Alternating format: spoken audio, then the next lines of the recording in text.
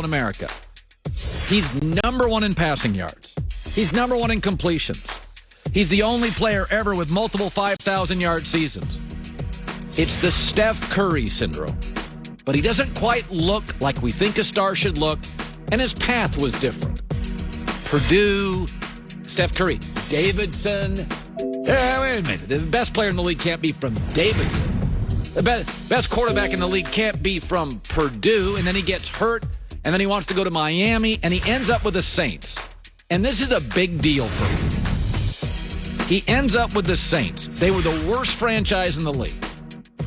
Just think of what he dealt with the Saints. They were called the Aints. Historically, one playoff win ever. People wore bags on their heads. He gets there, and they become, last 15 years, an elite top 3 to 4 franchise. That's worth something. He is the most accurate thrower of the football I've ever seen. Period. In all the years I'm watching football, in his 10 to 12-year prime, he threw the ball more accurately than anybody has ever thrown the football. Look at his numbers. Look at the injury. Look what he inherited. Look what he turned around. He dealt with Katrina. He owns the record book. First or second in almost everything that matters. Drew Brees, way to go.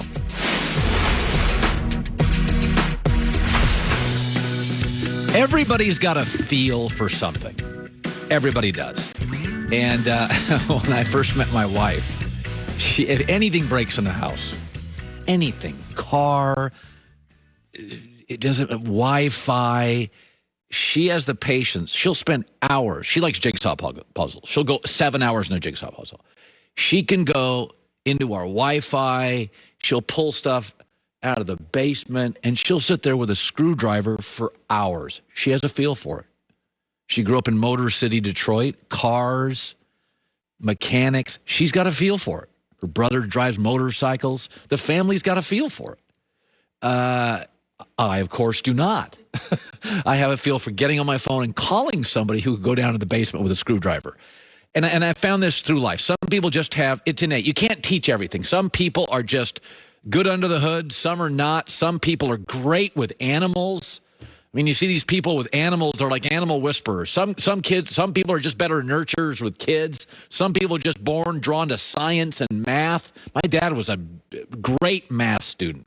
I can't do a checkbook. I can't do much. The point being is that everybody's got a feel for something. And you see it a lot in football and in sports, in the NFL. There are just some guys that don't have a feel for things. And I've said this about Belichick. He doesn't have a feel for offensive skill people. He really doesn't. He is a great coach, does almost everything well, but you can't go 10 years and have one offensive Pro Bowler, and you got the Saints have 15 during that time. But Mike McCarthy yesterday of the Cowboys is talking about it's all about defense. This year is all about defense. Dan Quinn's an upgrade, no question. But Mike McCarthy's got no feel for defense. None. We think of Mike McCarthy as an offensive guy. Aaron Rodgers, he drove him crazy with that. He has no track record of a defense. The last time he had a top 10 defense was 11 years ago. His last 9 years of head coaching, he's averaged in the 20s. He hasn't had a top 20 scoring defense in his last 4 years as a head coach. And I also know he has no feel for it beyond the data because he hired Mike Nolan, which was an eye roll around the NFL.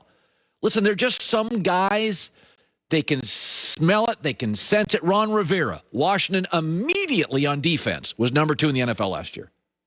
He didn't even have a preseason. He was battling cancer. Ron Rivera had limited time, already the second best defense. Mike Tomlin, Steelers, number 3 defense.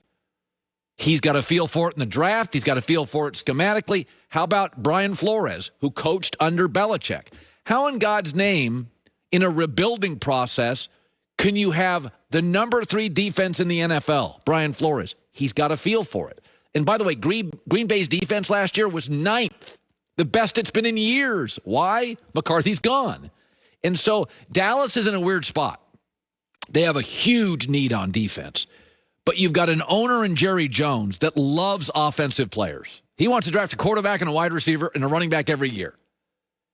So the owner loves offense. Why wouldn't he? Big brand in the NFL. It's flashy. It's fun. Last thing they needed was CeeDee Lamb. But, he's a good player.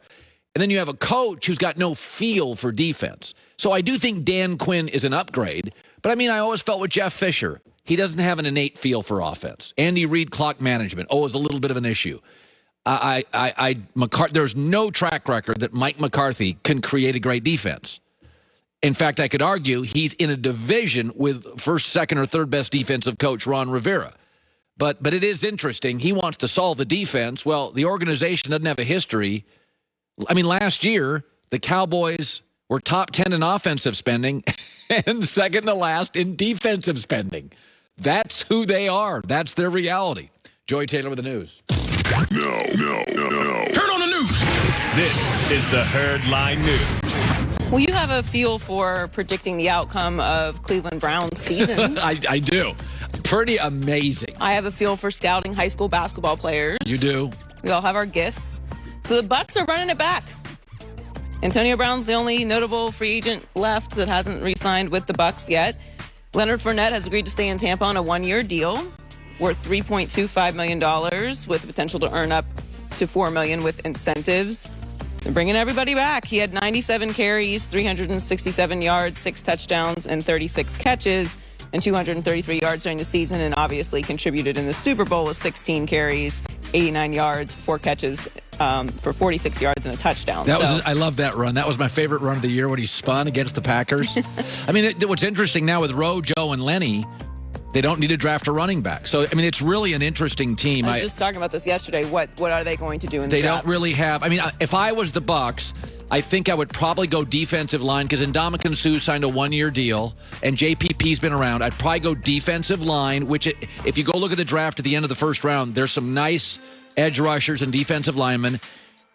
And they could also just go best available on the board. Absolutely. Best available athlete on the board. There's going to be a running back out of North Carolina that's going to be available mid to late second round. They may go there. It never hurts to have depth at running back, so they might still do that. That's such a great move. But I just think it's so interesting that they are literally bringing everyone back. Now, obviously, Antonio Brown still hasn't re-signed, but I don't know what the market is for Antonio Brown. No, Joy, that's an interesting one because I thought about this.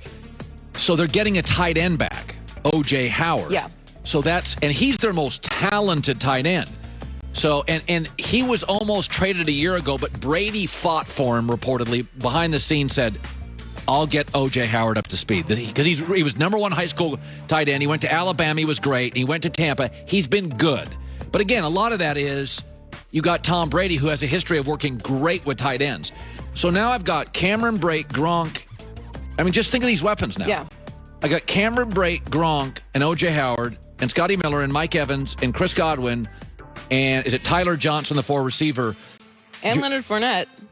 And Ronald Jones. It's nothing against AB, but if I had to miss, if there's a guy I could let go, I think it's AB. Well, yes, but, AB contributed in the Super Bowl. Yeah, he did. As well.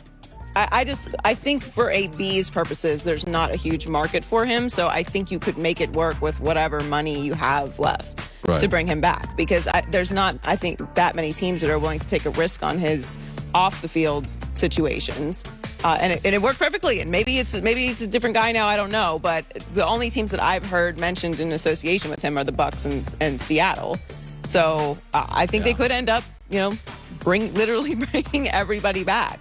Which it'll be an interesting. This really never happens where they're able to work it to bring everybody back. It doesn't after happen Super Bowl. in any sport. So You've always got to cut. I want to see how it goes. Yeah, and also they're an organization that has a recent history of drafting well.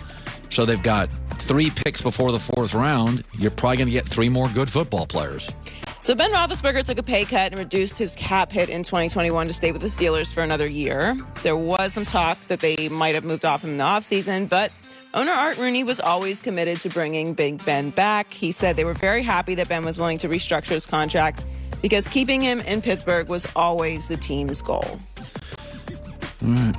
You think, though, there's 2 teams that have old quarterbacks. Saints and Steelers have these 2 old guys, that we kind of feel like the end is near. But the Saints have a plan. Yes. Jameis and Taysom. The Steelers don't.